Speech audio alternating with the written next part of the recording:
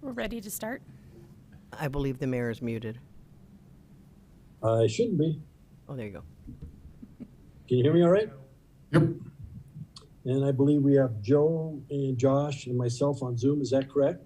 Correct. Everybody else in person, I'd call the meeting to order. Go on, gavel again. And could you all please rise for the pledge? Carrie, would you lead it, please? I pledge allegiance to the flag of the United States of America and to the republic for which it stands, one nation under God, indivisible, with liberty and justice for all. Thank you. And we have, it's my understanding, we have one item to discuss today. Is that correct, Shelley? That's correct. And are you presenting, or is John who's presenting that? Andrew is presenting. Andrew, okay. Andrew, it's all yours.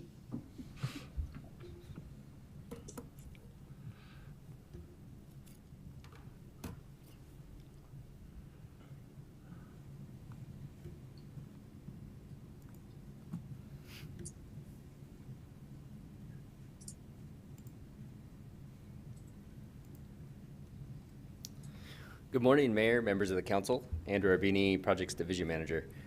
Thank you for being here this morning. I appreciate the availability, and staff appreciates that. We try to time these so that they land on the regular council meetings. That's not always, that doesn't always happen. And recently we've had 2 special call meetings, so do appreciate that. So this morning's presentation is a change order with McMillen Jacobs for the outfall project. I noticed that in the memo, I think it said the water reclamation treatment facility. It's not the plant project, it's the outfall project south of the freeway.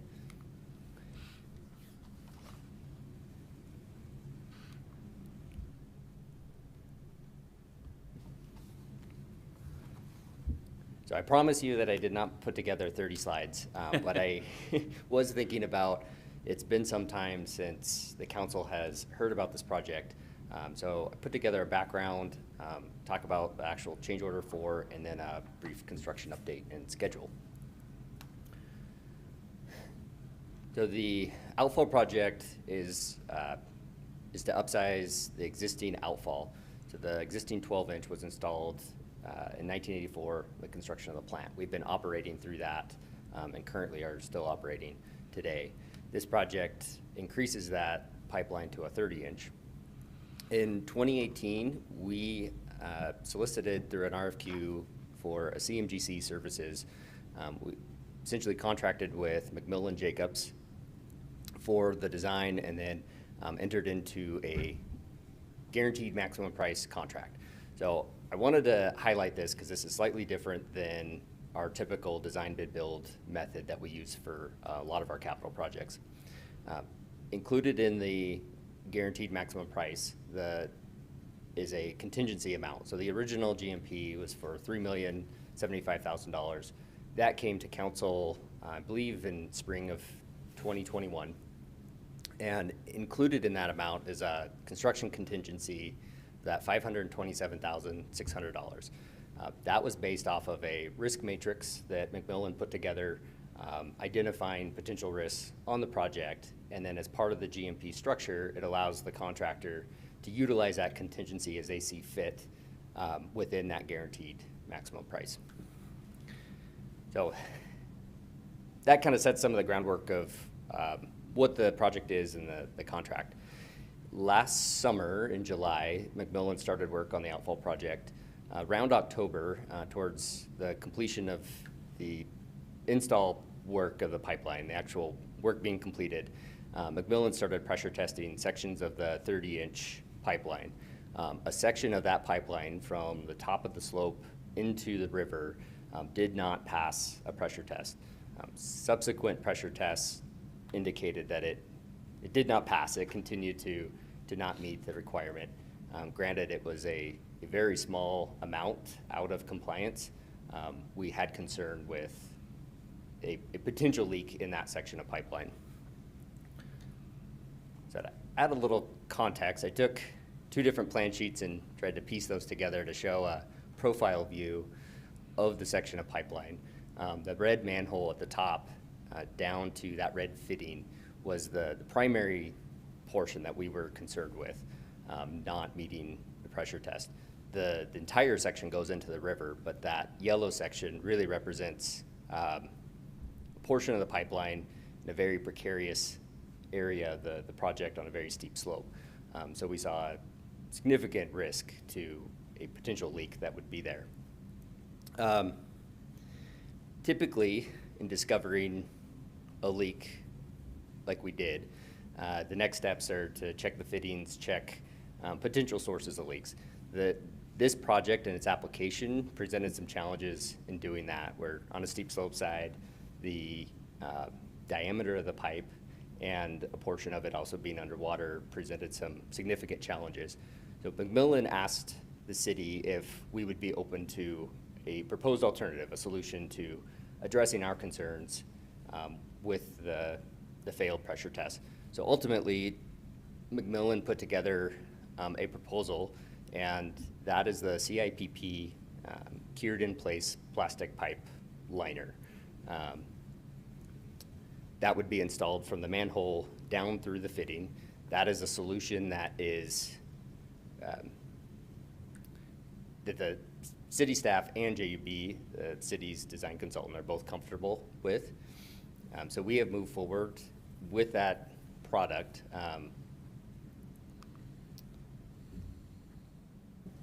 Keep forgetting that the clicker is not working.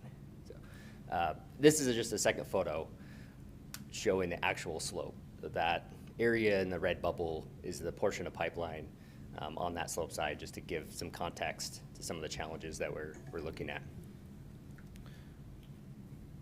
So change order 4 incorporates that solution by installing the cured in place plastic pipe for that section of pipeline. That gives us some assurance that it is a watertight system from the top of the slope down into the water. Really the crux of the change order is that we are proposing to waive liquidated damages. So the completion date was originally last fall of 2021. Because we ran into the issues with the pressure test, it has taken from last year to now to agree to a solution moving forward, in that we are proposing to waive the liquidated damages. And then, as detailed in the council memo, there is some assessment of costs related to additional days for McMillen to perform that work. Really, it boils down to not assessing liquidated damages. The city will receive a reduction to the guaranteed maximum price of around $50,000. And it also provides a path forward and then a commissioning of the system by the end of this year. So ultimately, our goal is to put this pipeline into service, as we are already a year past the initial commission date. So the construction schedule, as outlined in the council packet, the mobilization would be next Monday. McMillen plans to start moving to the site and then starting that work to execute this plan. They would install the CIPP liner. There's diffusers that get installed in the water, so that requires some diving operation and some time frames in the river flows. So that's included in this plan. And then the flow diversion and tie-in, when we actually switch over to the new pipeline, that is scheduled to occur October 19th, which is the substantial completion date. And that ultimately gives us use of the pipeline. So I think that was my slides. That was my presentation. I think I'll open it for any questions and be happy to answer those. So Andrew, what do you need from council? Just the extension of the time frame, or is there additional costs involved? I missed that part. So the request is approval of the change order that includes the installation of the pipeliner, and that we are waiving the liquidated damages as it would be outlined in the contract itself. So there's a specified amount, $1,200 a day, in the contract, not sure what's happening. Oh, thank you. There's a specified amount per day in the contract. Okay. So that from last fall, November of 2021 to call it today, that's a year's worth of liquidated damages at $1,200 a day, in excess of $300,000. So in exchange for waiving the liquidated damages, we feel that we've identified a solution and a path forward with McMillen that does account for some cost that we are getting through a credit to a reduction in the guaranteed maximum price. So the project would be completed for less than the original guaranteed maximum price. We are waiving what could be in excess of $300,000. Sure. Okay, council, any questions, Andrew? I have a question on the materials. You said they would start Monday with the approval of this. Do they have all the materials on hand, so they're ready to go? Yes, they have the material, the CIPP liner on order, and it's being manufactured. That is still holding, the delivery date is holding for the last week of September, I think of the 27th, if I recall. They anticipate about a week to 2 weeks of time to prep, clean the pipe, get everything ready, so that MOB date next week allows them to get in and get things set up, and then the liner would be delivered to the site and installed by a specialized installer. Was the delivery being held No. until there was some resolution here? No, the contractor moved forward with this direction once we had an approved submittal. JUB reviewed what they were proposing. That allowed McMillen to move forward, and then the structure of the CMGC contract really puts the control and onus on McMillen to make those decisions. The change order today encompasses that material, but really the approval is for waiving liquidated damages that we would otherwise assess to McMillen. Thank you. Any other questions? Yeah, I have a quick one. Once the liner is in place, is then the pressure test re-performed to check it, or is that necessary? Yes, so we will, McMillen will provide a pressure test once that's installed. We've agreed that that is an informative pressure test, so not for instance, we install the liner and the pressure test does not meet. That gives us some confidence that that leak is actually in the river where we suspect it actually is. There's multiple fittings and blind flanges, so the effluent is discharged into the river. That's where it's going ultimately. That provides us certainty that it, again, is not on the slope side, which is our concern. I see. Okay. Joe has a question. Has the city incurred any costs because this project is 9 months late? So we have some additional time with JUB. There's always some staff time and engineering time that's been included in that. Maybe talk two different sides. The operation side, it's currently not causing any major issues to our system. For the last several years, we've seen some surcharging in the existing 12-inch pipeline going into the river, but that doesn't cause any issues for operations for us today. On the cost side, as mentioned, there is some additional time that staff has incurred to work through this, to agree to negotiate with McMillen to come up with a solution, and our time with JUB as well. We are still within that original contract with JUB, and I think one other maybe item to note here is that last October, we did adjust McMillen's contract at that time for some other issues related to material delivery, some delays that occurred there. And we extended their contract. It was October, and we extended it to November. So that's the date that you'll see in the change order.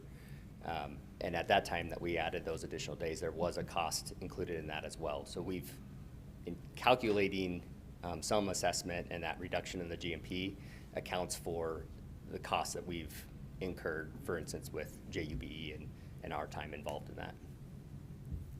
Do you think those costs to the city and staff time and JUB has been $50,000 or less? It's hard to say if it's, I don't think anybody is coming out whole in this, completely whole, but we have weighed out what the potential paths are if we were to, I guess this change order gives us that definitive solution and allows us to put the pipeline into use. I would say that amount is in the ballpark of the time that we have seen. In some other areas, we've also come under in some tasks with JUB for construction and on-site. So it's so we have our lump sum tasks. Sometimes, depending on how things go in the actual field, we can come under or over. And looking at this, when we started this negotiation with McMillen, we looked at that kind of broadly as a holistic view of where we are with the project, with JUB, our contract costs, and that seems to be within the realm. As long as you're comfortable that it's close and it's not, we're not in the whole $200,000 and getting 50,000 back. If you think it's pretty close, then that's good enough for me. Yeah, and I realize there's a lot of information in this change order, so I did not put it all in this presentation. One other item I will note is that the GMP in this change order would be 2.9 million, so that's less than the original 3,075,000. Our quantities to date, so the line item quantities, have tracked under what was originally planned. It is likely that we will be 200,000 under those quantities. The project is not completed, but we have also performed all of those tasks. For instance, soils contamination. We had 2 line items. One line item was more stringent. So a more stringent treatment, which would require trucking all of the material dredged out of the river to an offsite facility. The testing, the results of that material came back such that we didn't have to do that process, and that was a savings in excess of $100,000. And there's other line item quantities that are similar where we've come under that. So I guess as an item to note, and not necessarily finalized, but that is what McMillen is seeing on their tracking and what we have seen as well through the pay applications, that there's likely another 200,000 less than that 2.9. You. Any other questions? You okay with that, Joe?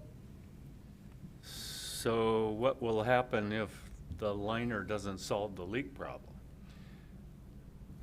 We've Yeah, cost-wise then. I mean, then that puts the leak in the river, correct? Correct. So the pressure tests today, the multiple pressure tests that have been performed by McMillen have indicated a small amount. So it's likely a pinhole. A pinhole somewhere in the pipe that is really hard to identify. We've spent, since really last November to up until the last week, working through McMillen's proposed alternatives and solutions to that. What we honed in on is the portion on the steep slope side. If that's a pinhole today, what does that look like down the road?